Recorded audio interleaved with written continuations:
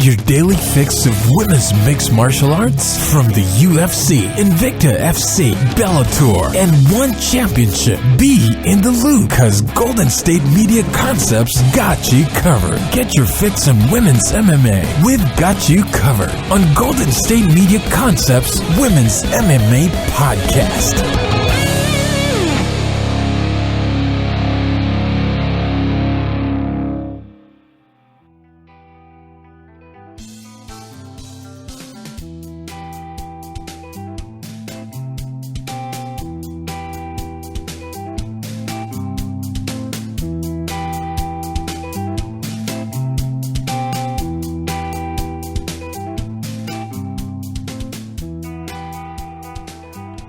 All right, now, thank you for tuning in to the Golden State Media Concepts Women's Mixed Martial Arts Podcast.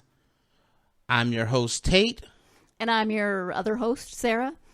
You always kind of hesitate. I know, because I'm never sure. We have this conversation every time. I never know if you're going to introduce me, or I just wait for the look.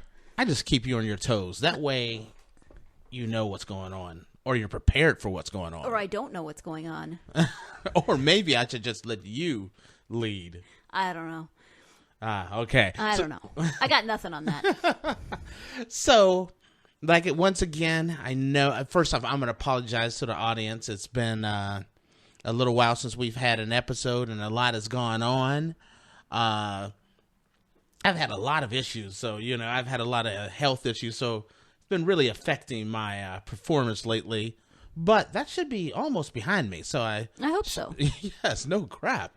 Now, hopefully we'll start doing this show on a much more regular basis. That would be lovely, yeah, because then we don't have to cover everything under the sun or try to in one episode. Yeah, I kind of agree.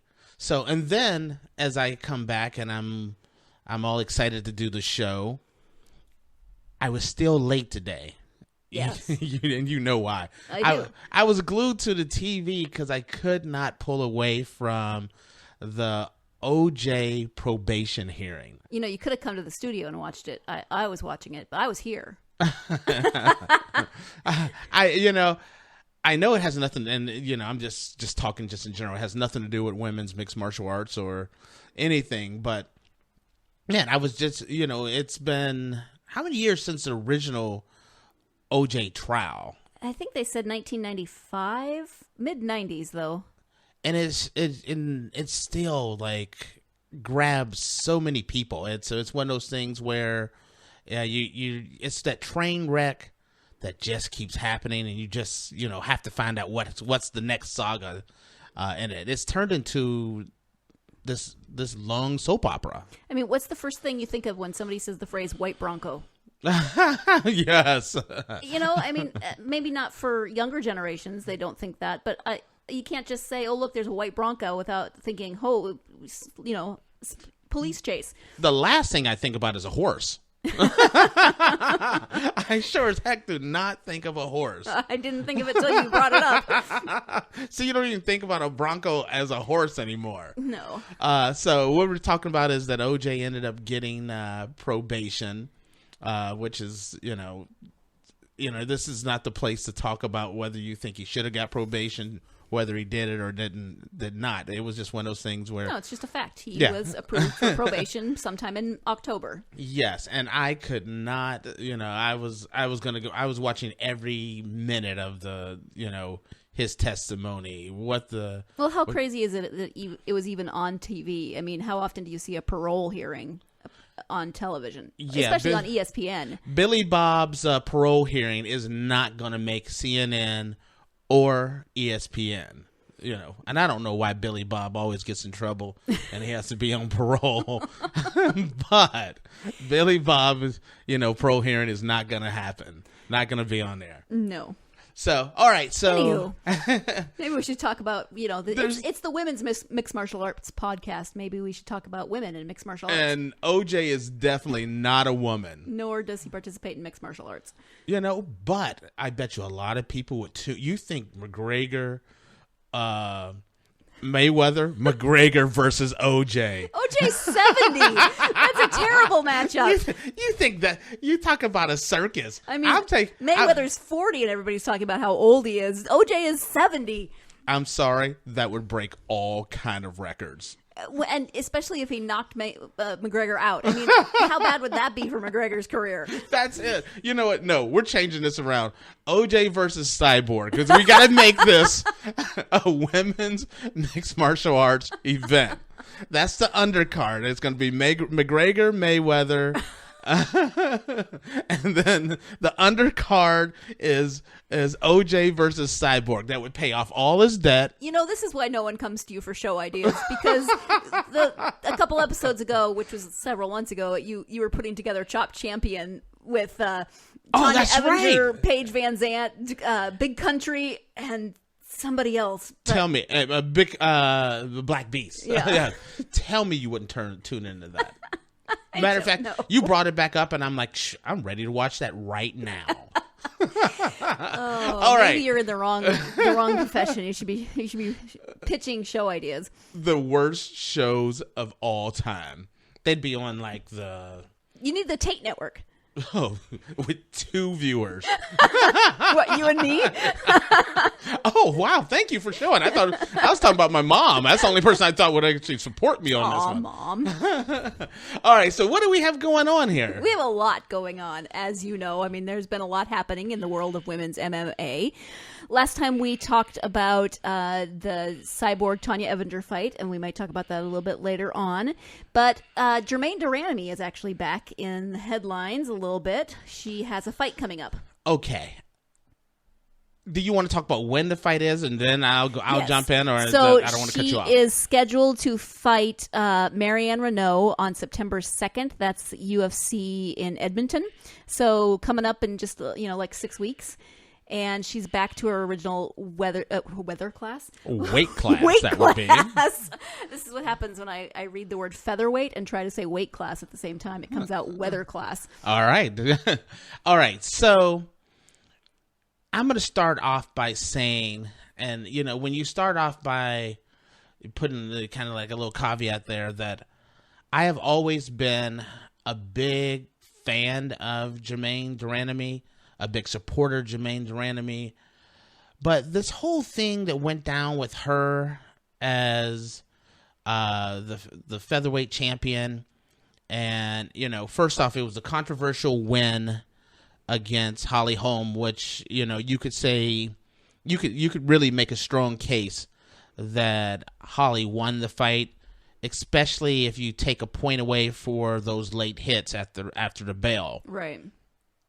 Then, so you win the title in a controversial fashion, and then you kind of disappear, and you refuse. Okay, first off, when you signed to fight Holly Holm for that title, you knew the very next fight was going to be who? Well, they did somewhat talk about a rematch, but it's Chris Cyborg. Right. Everybody knows that. Getting there. I'm just saying, everybody knows that division was created for Cyborg. Right. And so whoever won that title was going to fight Cyborg. And then for her to take the stand that she did not want to fight Cyborg, the way she disappeared, I mean, and if you listen to the show, I mean, Germaine, I've always supported you. I'm a big fan, but I'm just speaking the truth. I lost a lot of respect. And I also thought the UFC was 150%. It's rare to get to 110, but 150% right to strip her of the title. And it was, it was the right decision. It was, and just, I don't even know. For me, it's the fact that she just disappeared. And it's also the fact that she then came out and said she didn't want to fight Cyborg when she had to have known that they were going to put her up against Cyborg, when she's signed a contract saying she will fight who they put her with. But then to just disappear and not make any statements whatsoever for months. First, it's the hand. It's all this stuff. Right, there's all this speculation, and then she comes back and then she's like, no, I'm not doing it. Not only that, she knew it going into it. Even if that was your game plan from the beginning, the minute they announced the fight, they were all asked about Cyborg. I would have, if someone's managing her and they know she has a stand that she has no interest in fighting Cyborg, and let's just say it's a legitimate reason that she thinks Cyborg has taken performance-enhancing drugs and has gotten special treatment, and has received a pass, then you should have been saying that from the beginning. You should have made it very known from the beginning that you don't think that Cyborg deserves to have the title shot, that the true featherweight title is here, not with the person who you think is cheating.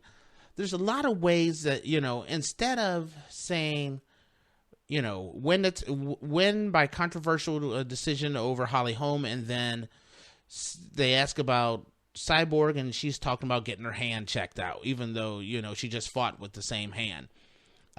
It looked bad. It was very bad form. Matter of fact, I feel like they should give her the title again just to strip it. Well, even her statement after she did finally come out, after they stripped her title, because she didn't say anything until really the comments about Cyborg, yes, but she really just kind of disappeared. And then after they stripped her title, then she did make a statement on social media. And even that was sort of like, oh, well, I might be done with the UFC anyway. Things are, I don't know. It was just it was a very strange attitude, it seemed like.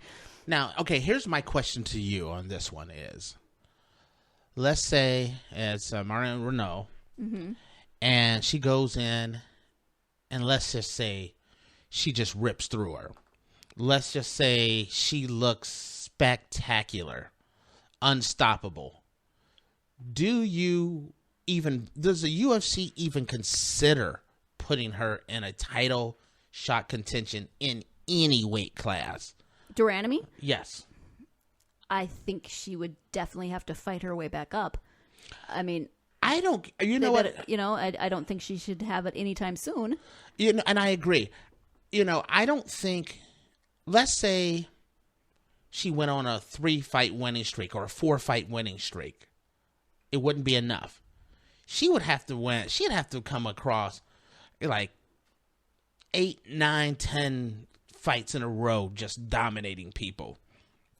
I would pass her over every chance. And I mean, and this is coming from someone who's a fan of hers and I always thought the person that could give Cyborg the biggest test in the UFC was always Germaine de Randamie. I had 2 stands when it came to Cyborg and the best opportunity to upset Cyborg. I thought Germaine de Randamie, because of her being under the radar, she's she's one of the most decorated fighters outside, in combat history. I thought she would be one of the persons. Another one was Megan Anderson. And, Megan Anderson also disappeared in kind of, weird circumstances. She said she had some personal things. And, I respect that. Megan has made no misgivings about wanting to fight Cyborg. So I'm going to give her more of a pass than I give Germaine de Randamie. But I always thought those were the 2 fighters that had the best shot against her. We'll talk about Tanya Evinger in a second, and that's my little MMA crush. I mean that in a platonic way, but you know what I mean. Right. What's your thoughts on what I said? I know you've never made any bones about the fact that you thought those were the 2 fighters that would best take on Cyborg. It's interesting that now they've both been scheduled and they're both, neither of them are going to fight. That's just been a crazy series of events that has led to the Cyborg Evinger fight. But let's go back a little bit. Instead of talking about all this kind of background stuff, do you want to talk about the de Randamie Reneau fight? I mean, how do you see it's in terms of their record? De Randamie is 7-3, whereas Reneau is 7-3-1. So they're very well matched in terms of their record. What do you think in terms of their fighting styles? I mean, as I just said, Germaine de Randamie is one of the most decorated fighters in combat history. A long history of boxing, Muay Thai. She's her and Holly Holm are it's just, when you look at their entire history, they're Hall of Famers. Maybe not UFC Hall of Famers, but combat Hall of Famers. Both of them are in the Hall of Fame. I don't see if Germaine de Randamie has her head on straight and she can withstand a lot of the media backlash and a lot of, even like what I've given her. There's a lot of people that feel kind of the way I feel about her. She's going to get a lot of questions as her fight comes closer.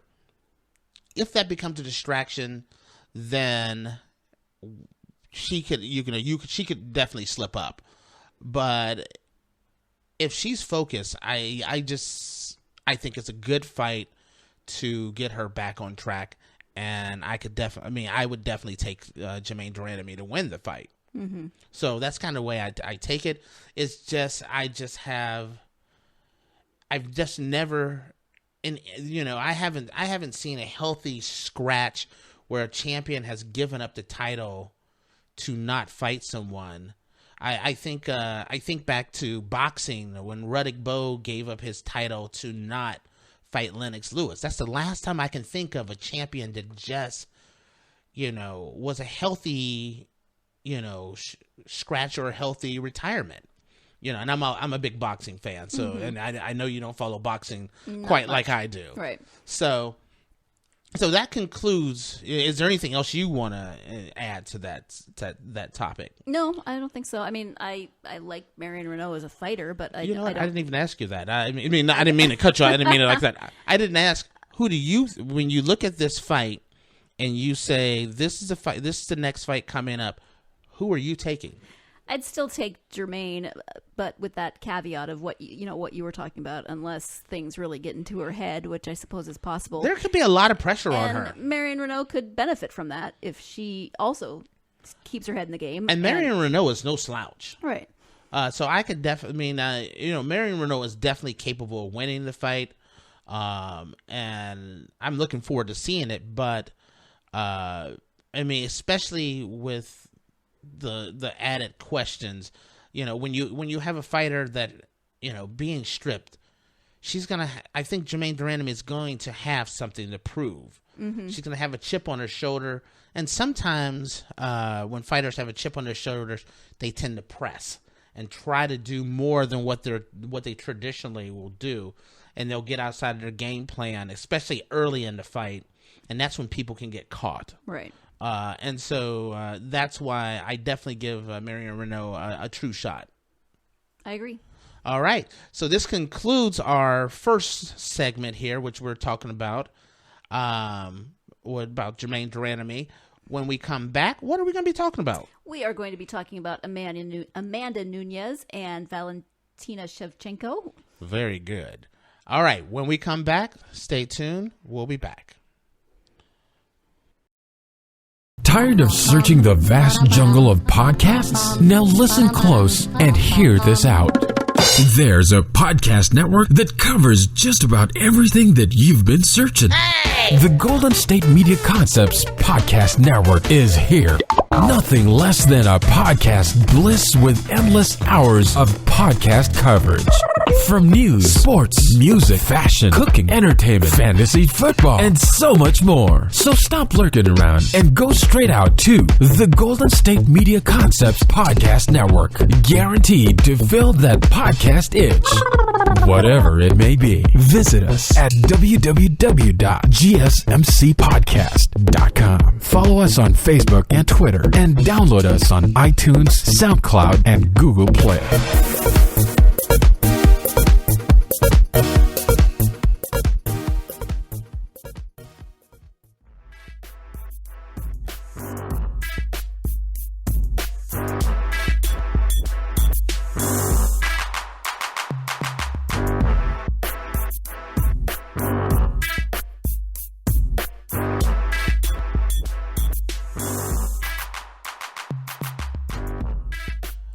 All right, we're back, and we just got done talking about Germaine de Randamie and her upcoming fight and everything that led up to her being stripped of the title. I'm going to say, before we go to the next segment, the last thing I'm going to say about this is, I really respect Germaine as a fighter and what she's accomplished in the past. And so, I'm not really trying to make her, to really put any bad light on her career or anything. I just, this is one of those, this is definitely a bad spot in her career. But I do appreciate what she's accomplished in the past. So I just wanted to say that part as well. Okay. What's next? Well, we, haven't been on for a while, as you know, since you have not been feeling the best.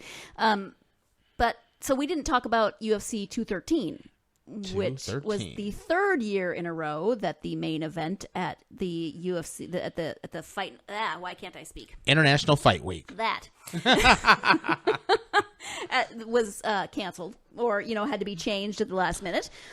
The third fight in a row that the main event for the UFC for International Fight Week was canceled. And last year, that ended up being John Jones versus Daniel Cormier. But at least they found that out a couple weeks before, or several days at least before. I mean, it wasn't this was the morning of. Yes, well, this was the weigh-in. This was almost as close. This was like the day before. I mean, like 2 days before. I mean, it was close. It was because Anderson Silva came in with like a day's notice. Right. I forget how much time, but he was in Brazil. He went from laying on the couch, sipping on a pina colada, to flying to New York to fight, Daniel Cormier. And, that was a crazy situation. This was also equally as crazy. Right. So they weighed in and everything looked like it was going fine. And then Amanda Nunes pulled out. She said due to sinusitis. Now, the doctor said she was medically clear to fight. And I can see this from a couple of different sides. Many people might think, sinusitis, okay, whatever, get over it. People fight with broken hands. They fight with all kinds of things.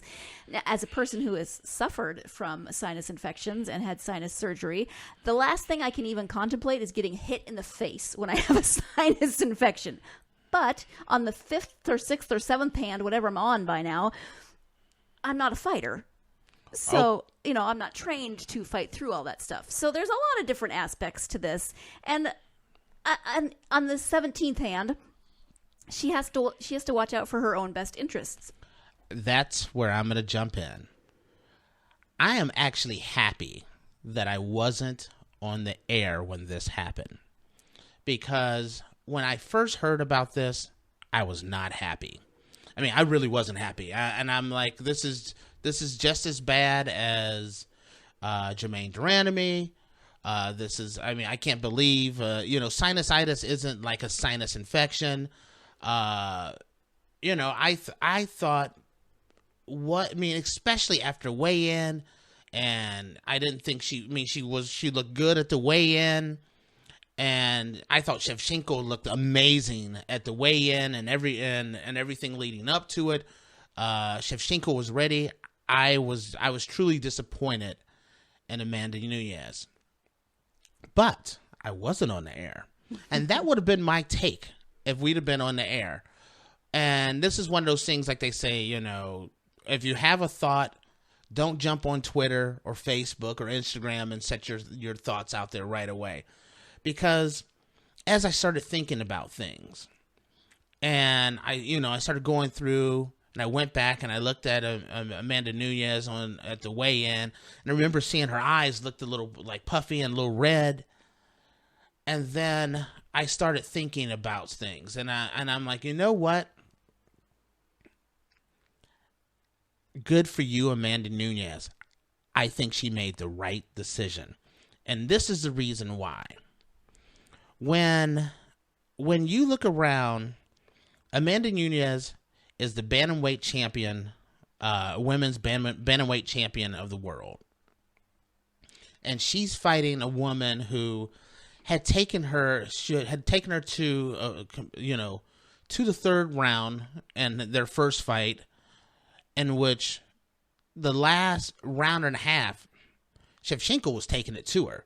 There's just a little, a little tweak here, a little tweak there. Schevchenko wins the first fight. So when you go in there and you start thinking about you have sinusitis, you're not at your best, but the UFC wants you to fight. And so you go in there and now you're not quite at your best. You're that little tweak differentness now. And so with sinusitis, one of the things with Amanda Nunes is the fact that stamina has been an issue. Mm-hmm. When you have a sinus issue, that's breathing. That's one of the issues where now instead of it being a 3-round fight, it's now a 5-round fight. Is it in her best interest to step in a ring with a woman that's already taken her to the limit when she's not at her best? I say no, don't do it. And this is the reason why. You don't owe the UFC anything. And what I mean by that is when Jose Aldo fought Conor McGregor, Jose Aldo was the champion for a decade. He got knocked out you could say by a fluke knockout. He didn't get an immediate rematch. When you think about Robbie Lawler, who was the ultimate bloods and guts champion, when Tyron Woodley knocked him out, he didn't get an immediate rematch. Eddie Alvarez with Conor McGregor. Just go on and on and on. There's been so many champions who's gotten in the ring and they lost their title and they didn't get immediate rematch. Dominic Cruz didn't get a very close fight, but he didn't get an immediate rematch as well. So you have to, if you're the champ, you got to look out for yourself, because the UFC is not going to look out for you and put in a contract that you get an immediate rematch.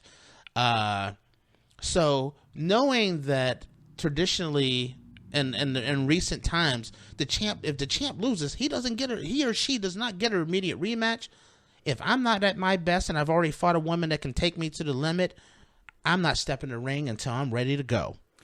I'm with you, Amanda Nunes. And, Dana White's response to this was that he's not going to put this title fight at a main event again, that he doesn't feel like she deserves that after this. He said he thinks it's 90% mental and 10% physical. So she's already gotten some backlash on that. You can see that there's not a lot of support. But think of how much worse it would have been had she fought and done very poorly, or even done well, but still anything could happen. Her reputation is going to be even worse with the UFC. They're not going to necessarily stand behind her as a fighter. Well, first off, Dana White has said a lot of things in the past. That's kind of like saying that he would never have women in the UFC, and I know everyone's tired of hearing that brought up. But there's lots of things that Dana has said. Right, and he reacted in the moment, maybe, and he may react differently now. It's not known if their next fight will be, on the main event, but. Well, the other thing that everyone is beating up on, that did beat up on Amanda Nunes, is she was medically cleared. Well, if you ever see some of these doctors, there's been cases where people have had broken bones, bad knees, and I think there was even a case someone talked about on Twitter where a woman that was pregnant got medically cleared once. And I don't have. I'm just saying what someone said on Twitter. But I don't put it past. I don't put it past an NFL doctor. I don't put it past a UFC doctor. People get medically cleared for lots of reasons. These doctors, a lot of times, their best interest isn't the fighter. It's the organization. It's the ability to save the event. kind of comes before fighter safety. And so I don't necessarily say, oh, just because the doctor cleared her, you know, that doesn't mean, you know, and here's a prime example. When Ferguson was supposed to fight Khabib Nurmagomedov, always have a tough time with that one. But Khabib, he was having a hard time with the weight cut, and he went to the hospital, and Dana was not happy about him going to the hospital. Dana wanted him to see their doctors, because their doctors could have gotten him taken care of and got him cleared. But if he went to the emergency room, there was no way a doctor at the emergency room was going to clear him for that fight. Because the doctors at the emergency room is only thinking about what's best for the patient, where the UFC doctors are about the UFC and what's best. Is this person able to put on a fight? It's not, is this person able to put on a fight at their peak best, or to you know, to really perform at a level that's you know, that they're accustomed to. It's about, can this fight go on to save this, you know, this is a main event card as well, to save this event. That's the reason why Amanda Nunes made the right decision. I know it's not popular to say that, but I'm on your side. So segueing a little bit from the medically cleared. I'm on my soapbox, by the way, here. Well, you know, you're feeling tall today, sitting up on your soapbox. I need a bigger soapbox because I'm much shorter than you. Yes, you are. So segueing from the medically clearing stuff to... it's not a smooth segue, I'll just put that out there. But one thing I found very interesting is who knocked on Dana White's door that morning to say she was willing to fight day of. Okay. I'm going fangirl over here a little bit. It is, you know, and I can't believe I got on my soapbox so much that I didn't bring this up. You know, and everybody knows, but Joanna Jędrzejczyk decided that she was open to fighting Amanda Nunes. She was going to fight at 135. She said she could make weight. She was ready. Let's do it. The woman is amazing. Absolutely amazing. I would have been against her doing this, but she was warming up. Everything. The only thing that stopped this fight was the athletic commission. That's the only thing that stopped this fight from happening. Right, it was going to happen. Now, here's the funny thing. Even though I already know that they have fought before, and that's in Muay Thai, it was never on the radar as far as a fight that could happen. Now, you're talking about a super fight. I'm going to give you my Christmas list. And at the top of my Christmas list now... Your Christmas in July list? Christmas in July. At the top of my Christmas list, do you know what that is now? Do you want to see this fight? What do you think's at the top of my Christmas list? That's what I'm saying, that you want to see this Jędrzejczyk Schevchenko fight? No, Cyborg and OJ.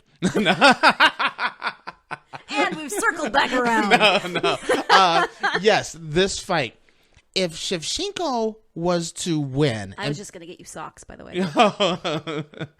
If Schevchenko was going to win and she wins the bantamweight title, you could see those two fighting at the flyweight catchweight, because Schevchenko is a small bantamweight and really should be fighting at the flyweight level. Joanna is a big strawweight and should be fighting at the strawweight. These two fighters could be both champions in those two divisions and fighting at their natural weight at flyweight, and that would be a fantastic fight. Well, from your lips to not God's ears in this case, but to the matchmaker's ears. Yeah, it's a fight that's now on the radar because of the fact that Joanna was going to take it on less than a day's notice. She was ready to go. And that would not have disappointed. I'm going to say something that is, I don't mean it to be condescending at all. I just think Joanna is adorable. And I mean that in the nicest possible way, because and not adorable because she could totally kick my patootie. I mean, from here to Kansas wait. I'm jumping in. The most down-to-earth person on this podcast. You just used in one sentence adorable and patootie. I know, because I was trying to keep it clean and not say, another word for my rear end. All right, well, I'm going to say this. Joanna Jacek is bad ass. Okay, see there, and she would kick my ass. But what I mean by adorable is that she just seems like a nice, down-to-earth person who's doing what she loves and willing to do whatever she needs to continue doing what she loves. The woman eats, sleeps, mixed martial arts. She's training all the time. She is super focused. I'm so impressed by her. She's about to one fight. Is it this fight or the next fight? About to pass Ronda Rousey for. She just tied, so it's so the next fight. That's even better. You put if Shevchenko was to win, Shevchenko versus. It wouldn't work because she would have to defend her title. I was gonna say, and that would just be an amazing situation if Shevchenko versus Joanna for Joanna's title, but. The woman is amazing. Like I said, she eats, sleeps, drinks, mixed martial arts and training. She's just amazing. I would have loved to have seen that one. And we could talk about Joanna all day because, she is amazing and we think she's fabulous. But we were talking about the original fight, which was Amanda Nunes and Valentina Schevchenko, which has been rescheduled. So it is we got sidetracked on that one too. I totally got sidetracked, so I'm just circling us back around again. I remember we're going to talk about that. Circular podcast today. We're just going around and around. So they are now scheduled to fight, and I want to make sure I get this right. UFC 215 is when they're next scheduled to fight. So it's the next pay-per-view event after the John Jones Cormier fight. Yes. Cyborg versus Tanya Evinger fight. So the very next pay-per-view. Do you know what's the date on that one again? I'm looking. Hold on. I thought I had it in my head, and now I don't see it. Keep talking. It doesn't matter. We can. That's easy. Well, you talk a little bit about what you think. Is it going to be a different fight now because they've had this gap? Is it going to affect how that fight's going to look? I'm telling you, when this first came about, I thought, okay, the first fight, I didn't really give Shevchenko a chance. And I remember being on my seat just like screaming like, oh my God, this woman is coming back. She's about to win. Holy crap. At the end of the fight, I'm like, if this was a championship fight, she would have won that fight. But Amanda Nunes ended up winning. This time on the rematch, originally I was leaning toward Amanda Nunes winning, but when I saw Shevchenko the week of the fight, and they had the media day and she was sparring and things, the woman looks good. The woman is ready to go. I thought Amanda Nunes would be a little too big, a little too strong, but after seeing her, my opinion changed to, I'm going to say this. I know Amanda Nunes has worked a lot on her stamina, but if this fight goes beyond 2 rounds, because and I'm going to say that there's a lot of fighters, when you get in the ring with Amanda Nunes, you better figure out by hook or by crook how the heck you're going to get out of those first 2 rounds. But if this fight goes beyond 2 rounds, I'm taking Shevchenko. Yes, I agree. And that's kind of hedging my bets, because that's saying if it doesn't go beyond 2 rounds, I'm taking Nunes. Right. And to go back to the date, so I said earlier that de Randamie and Reneau was in Edmonton, but that's they're the week before in Rotterdam, UFC Rotterdam. UFC 215 is September 9th in Edmonton. Okay. So I correct my mistake. The mistake has been corrected. All right. So is there anything else on this topic that you wanted to take? And give me, and I want to know who you're going to take in this, same question. Does the fact that this fight, the first time, which was the second time when they were supposed to fight during International Fight Week, who were you taking? And then now that it's rescheduled, who are you taking and why? Well, I agree with you that if it does go past 2 rounds, I think Amanda Nunes. This does give her more time, though, to work on her stamina. So, that could be an advantage. I do feel a little bad for Schevchenko because, she said she was ready. She was ready for this fight. She'd been training, and now she's, you get this delay that can mess with your head a little bit. Well, or it can make her more determined. But what I worry about with Schevchenko is this. I thought Schevchenko was at her personal best. This is the best I'd ever seen her fight. And I've seen practically every fight of hers.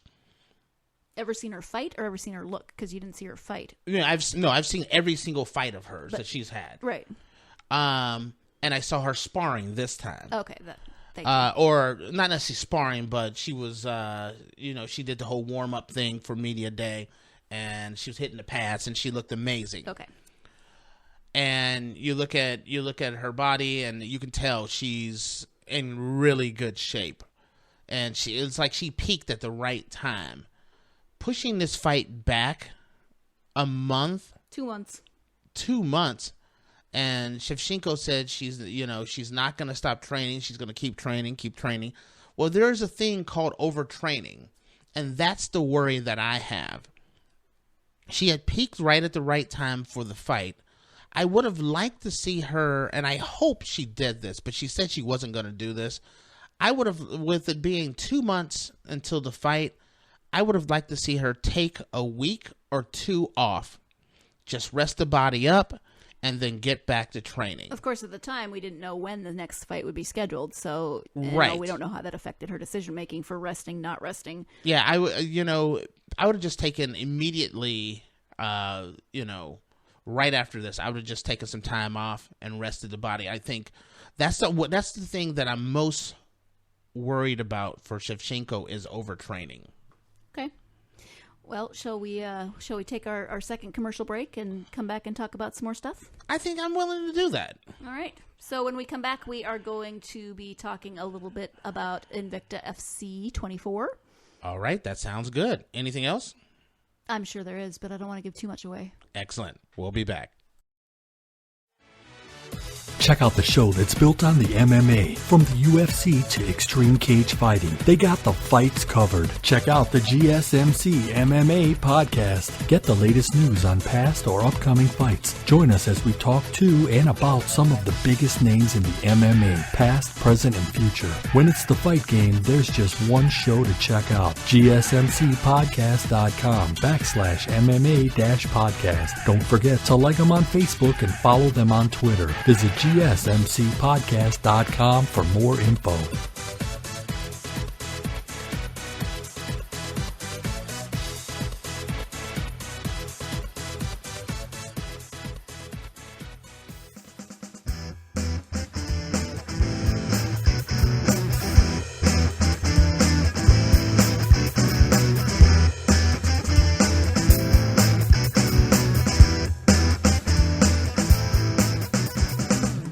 All right, we're back.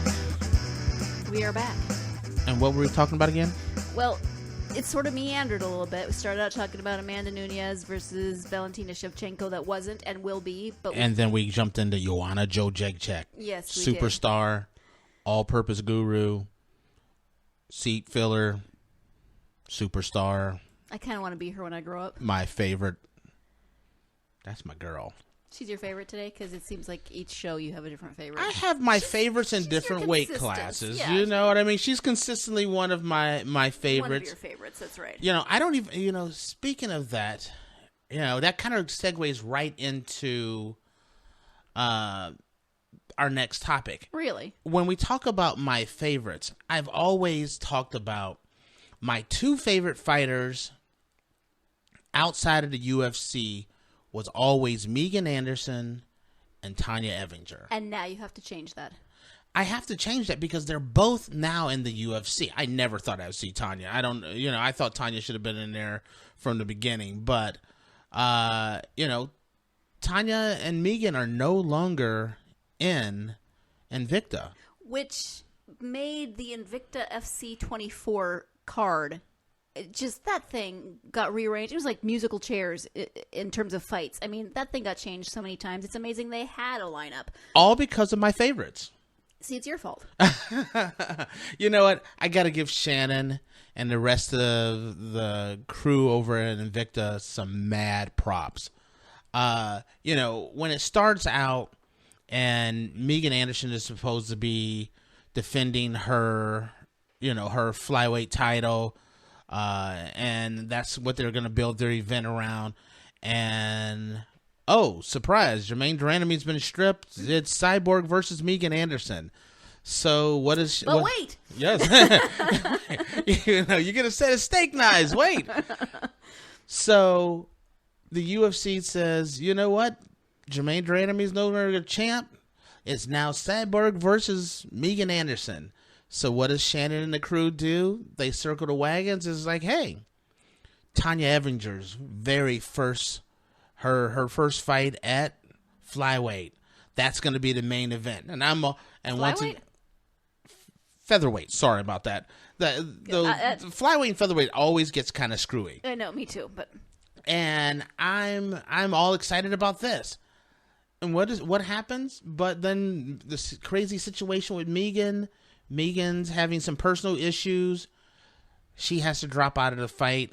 So what does UFC do? They swoop into good old Invicta again, plucks out their favorite gem, their trusty gem of not Megan Anderson, but of the one they've had forever. That is Tanya Evinger.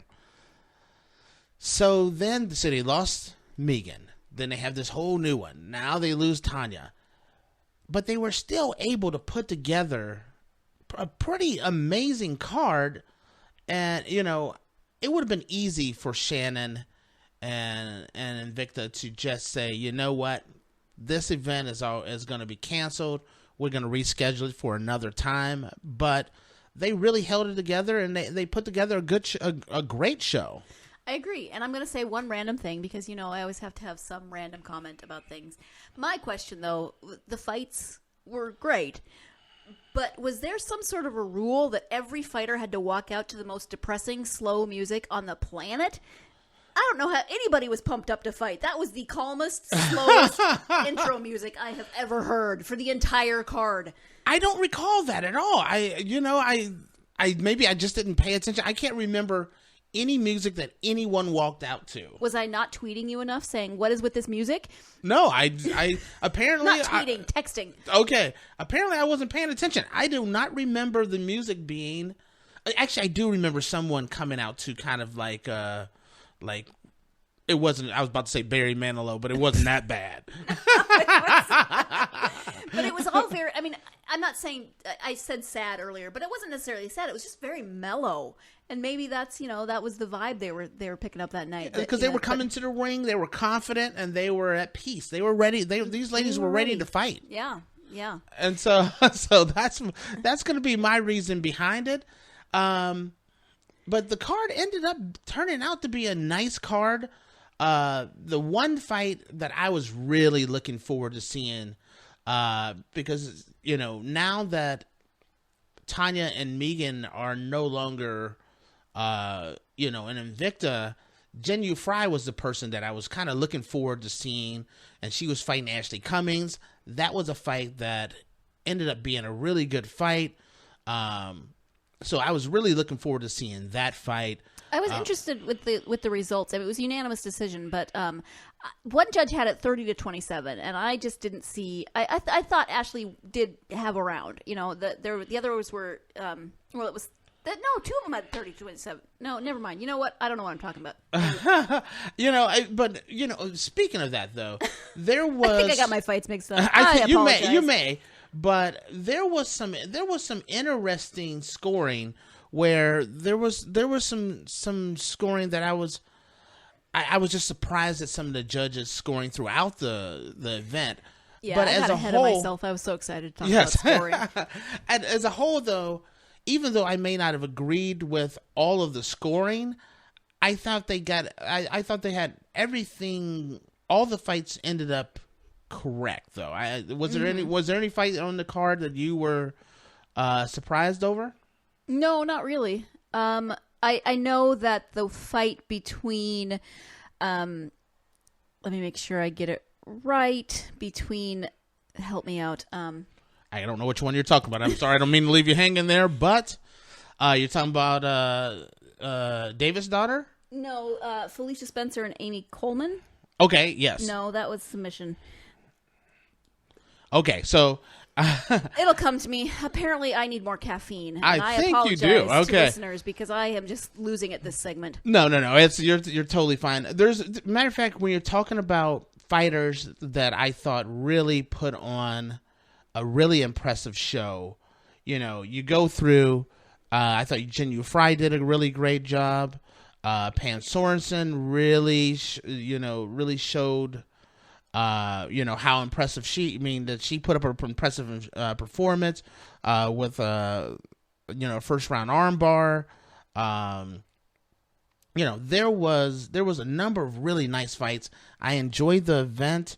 Anyone or anything else you wanted to talk about with this? I realized what I was trying to remember, and it was actually UFC, not Invicta. So this is what happens when I watch too much MMA over the weekend. They all start to like get blur together in my head to where I want to talk about something, and I'm like, wait, wrong part. Listen, Invicta is even though they're losing fighters so fast, I feel like the UFC is just gutting Invicta, and that's the allure for fighters to go to Invicta, because it is a pipeline directly into the UFC for women's mixed martial arts.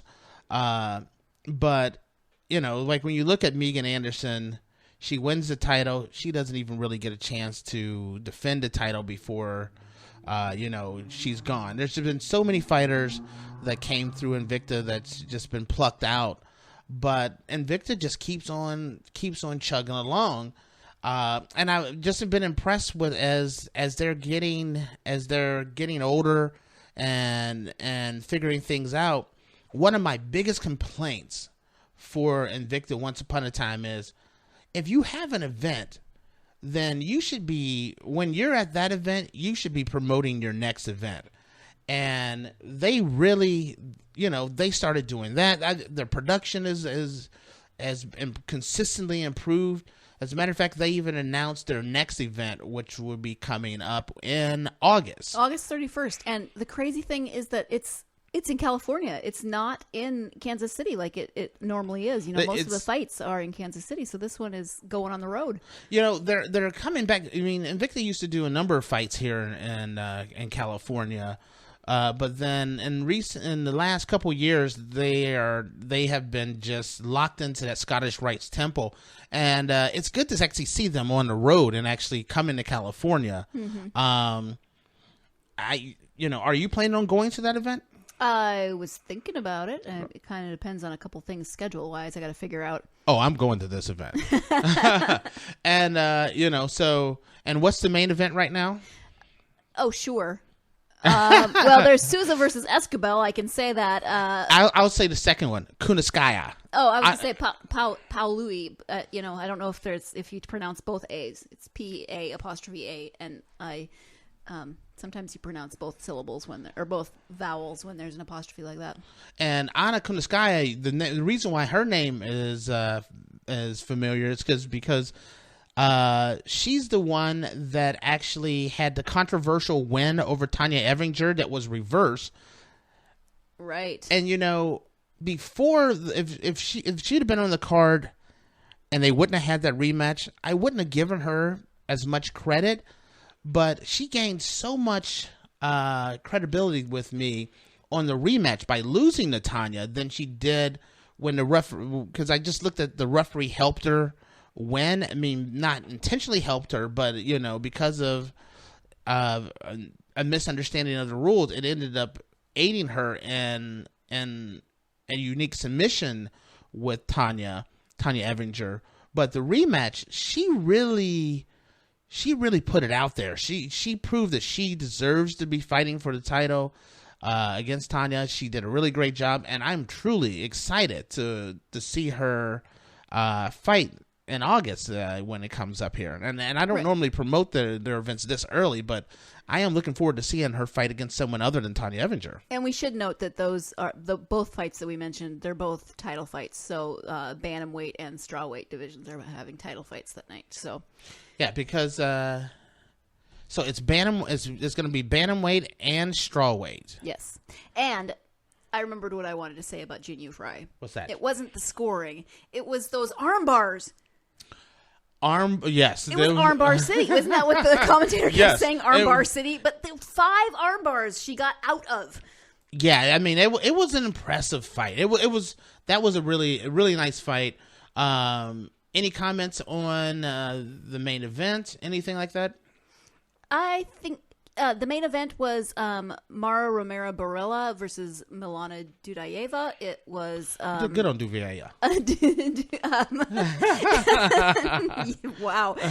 It was split decision, but Mara Romero Barella was declared the winner. I thought that was the right decision. I thought it was a really good fight. It was close. You know, it could have really gone either way, but Mara pulled it out there. I would agree. You know what? And I'm looking forward to seeing Barella. Barella. I'm looking forward to seeing a lot more of her fights.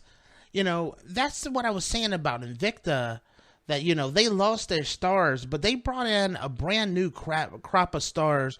That, you know, even though their big names are gone, there's a lot of fighters that were on this particular card that I'm like, man, I look forward to seeing these guys again. So as much as the UFC keeps plucking, they keep refilling the cupboard. So they're going everywhere to refill, because this was the most international fight. It was really cool to see all of the different nationalities represented in this. You know, all the different languages spoken, all the flags. It was very cool. But that's the thing that's the credit I'm giving Invicta, is the fact that Invicta is expanding and growing, and that shows that they're expanding and growing, because they're plucking fighters out from all over the world, from not just U.S. fighters, but fighters in South America, Central America, Europe.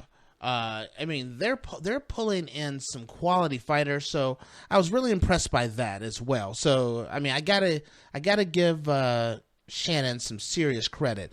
Speaking of fighters, I mean, organizations and things, another organization that I've always been a big fan of that is growing, and I know you don't watch a lot of One Championship, but One Championship announced that they are going to do a huge expansion and really focus on expanding into Asia, which is One Championship is Asia's largest organization. They're the UFC of Asia, and it's one of my favorite organizations. I would probably say, if I was going to rank organizations right now, you know, UFC and Bellator is 1 and 2, and then it is a very tight fit between Invicta and One Championship as my second favorite organization. It's like a tie between those two. I love watching One Championship, and the fact that they're going to be expanding further into China and into Japan, which means they're going to, you know, they're gonna add a lot more fighters. They have, I think, one of the most talented fighters in mixed martial arts as their atomweight champion, which I've always wanted the UFC to add, and that is, who's my favorite? Angela Lee. Angela Lee. Angela Lee is, if being here in the U.S., it's funny, but she's an American fighter, Asian descendant she's from Hawaii, but, you know, go online and watch some of Angela Lee's fight. And I'm not talking about KGB Lee. I'm talking about Angela Lee from ONE FC. Yes, that did rhyme. Wasn't intending to do that.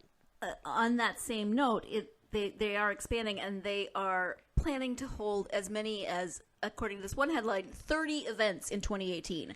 That's a lot of events. Well, yeah, they're doubling. I think this year, by the time they're done, I think they're going to do about 18 events this year, and then they're going to jump to about 30 next year.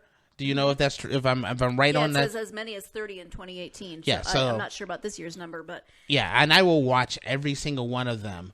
And that's an organization that really focuses, that have a very strong focus on women's mixed martial arts. yes. So when we come back, we have one more segment. Do you have anything to say about 1FC? I know you don't watch a lot of 1FC, I know but Angela Lee, and I think she's amazing. I don't know a lot about it. I will probably learn more if they're going to have that many events. and they really do a great job. I mean, it's impressive. So Makes me glad I'm not on the men's MMA podcast, because then I'd have to learn even more names. yes, no, I definitely. I do that to you. So when we come back, we have one more topic to cover, and then we're going to wrap things up. Stay tuned, and we will be right back.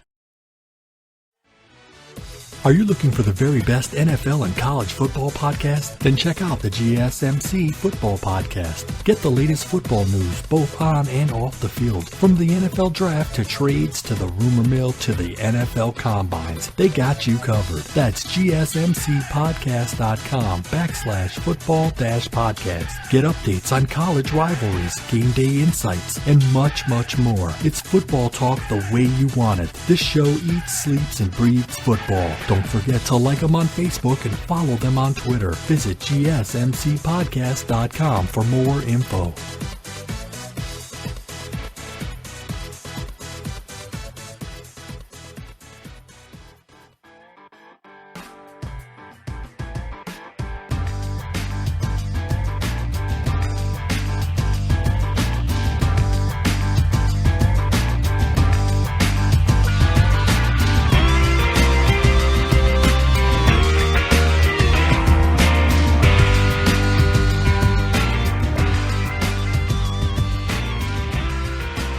Okay, we're now into our final segment, and what are we going to talk about? Well, we were going to wrap it up, and then we realized that my confusion earlier reminded us that we had more to talk about, and we had to talk about UFC Fight Night, the one that was in Glasgow. It is crazy that we almost forgot that bad boy. I'm telling you, I watched so much MMA last weekend that my brain just kind of froze up. When you think about it with me, I mean, I watched, I believe... Yeah, you watched it even more than I did. Let's see, I watched the Dana White's Contender Series. I watched the UFC event. I watched the Bellator event. I watched the Invicta event. I think I watched BAM. And then there was another promotion. There was another Asian promotion that I watched. See, now I feel even worse for getting my fights mixed up, because I watched, like a quarter of what you watched. I watched or an eighth of what you watched, and I still got them confused. But yes, I watched a lot. As a matter of fact, speaking of One Championship, I even went back and watched a previous One Championship event as well. I need a 12-step program. Your commitment to your craft is impressive. Impression, yes, that's what it is. So, at any rate, what I was thinking of earlier when I was talking about Invicta was I was actually thinking of the Glasgow fight between Joanne Calderwood and Cynthia Calvillo, and that it was a very close fight, but that Cynthia Calvillo did win it, and Joanne Calderwood, I think, was a little upset about that she felt like she probably won that fight. Okay. First off. And it sucks when you lose in your hometown. Yes, and it's always tough. I would never fight at home. I always have this whole thing where it's like, do not go home and fight. You just have there's too much pressure. You're forced to press because you want to look impressive in front of your friends and family. Too many distractions. There's just way too many distractions. I've never been a fan of a fighter going home and fight. Stay away from home. And there's a lot of exceptions. There's examples of fighters really, blowing it by, trying to do too much. But this wasn't the case. First off, both of these fighters, when you just look at these two fighters, you don't really... I never look at Joanne Calderwood and say, there's a fighter. You don't look at her as a fighter at all. but she's the real deal. This woman is as tough and as active as you can get. She has proven herself time and time again. She has kind of a bit of a mousy voice, I was going to say she's so soft spoken. It just makes me think like she should be in a movie plot, because she'd be so soft spoken, and the bullies would be picking on her, and then she would just kick the snot out of them. I would not want to be a bully that would walk in and mess with Joanne Calderwood, because the woman, she throws punches and bunches. Her combinations are crisp and really on point. Every time I see her, she's getting better and better and better. And then she was in the ring with what I'm going to call the freak. I thought you were going to call her the spider monkey. I don't even call her by her name. I'm like the spider monkey. This woman, and let everybody know who I'm talking about. Cynthia Calvillo. All I can do whenever I see, like, Cynthia Calvillo, she said it better than, it's the perfect description of her fighting style. When she's on the mat, she feels like she's a shark in the ocean. It's a thing of beauty watching this woman fight on the ground. Now, the one thing with this fight that I thought Joanne Calderwood did a really good job of is staying off the mat. Second round, they didn't even go to the mat once. I couldn't figure out what was going on with Calvillo's corner and Calvillo, and I was like, come on, you've got to take her down. I mean, you kick butt on the ground. That was, in my opinion, that all came down to Joanne Calderwood's footwork. I thought she fought a pretty good fight, an impressive strategy. The only thing, when you look at the first round, I had her winning the first round up until the last minute, where Calvillo took her to the ground, and you could tell it was a massive difference in fighters. She was literally saved by the bell. She would have been choked out, I think, had the bell not sounded. And, if it wasn't for that last 30 seconds of that round, I give round one to Joanne Calderwood. And I can understand why Joanne Calderwood was upset about losing the fight. Because I'd say she won round two. Yes. Here's the thing. I will go as far as to say that, with the exception of a minute and a half of all three, of the fight, I had Joanne with a slight edge over her throughout the fight. But she lost the first round because of what happened the last 30 seconds of the fight. Of that round. I thought by a close decision. Round two, it was totally stand up, but it was very close. But I had Calderwood winning that round So I had it 1-1, and then it rolled into round three. And, Calderwood was throwing combinations, moving. And she was, in my book, she was clearly winning round three. The big difference is she wasn't dominating the rounds by a large margin. So once again, with like 30 to 45 seconds left in the fight, she gets taken to the ground. You got the great white shark in the water, and it's just like she eats her alive in the water, and she loses that round at the very end of the fight. At the very end of the round, at the end of the fight, which gave it 2-1 on my scorecard, and I had this phenom of this is only her. This was her fifth fight. Yes, I believe this is so. her fifth fight. Fifth or sixth? No, I think this was her 5-0. Yeah, maybe this was her sixth fight. This woman is climbing the ranks fast. She's scary. She's Khabib scary. When I always say, when I look at Conor McGregor and I say, Conor can, in my book, Conor can keep doing everything he's doing. Just stay away from Khabib. Well, she's scary like that. Khabib and her, when you get on the ground, they're just, both of them are like freak of natures. And, the thing about it is when you look at her, Cynthia Calvillo, and she walks to the ring, she's so comfortable.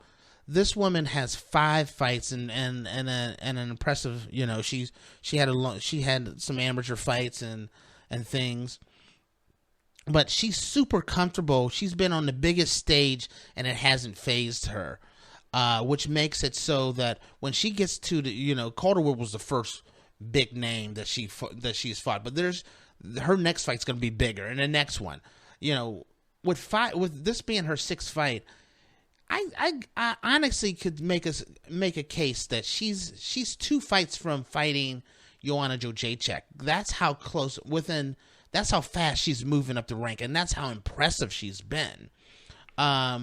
This is a setback for Calderwood, but she's a tough fighter, and she has a chance to really make a mark on the strawweight division as well. What's your take? She's impressive. I mean, I thought it was a great fight. I thought the one judge had it 30-27, and I didn't agree with that. But who did you have win it first off, because the rounds were so close? They were close, but I did have Calvillo winning just because of those incredibly impressive takedowns and how she dominated on the ground. And I think Joanne dominated when they were standing up, but not to the extent that it outweighed that. Yeah, that's kind of my take. Game. So you do agree with the decision? I do. The other thing that I was impressed, but I can understand why Calderwood would be upset and think that she won. And yes, I could totally see.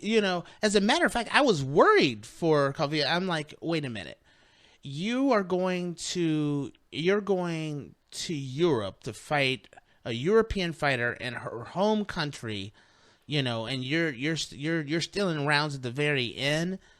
If that fight would have been scored the opposite, 2 rounds to 1 for Calderwood, I'd be disappointed, but I wouldn't have been shocked. Right. So I can understand why she was upset. I absolutely understand.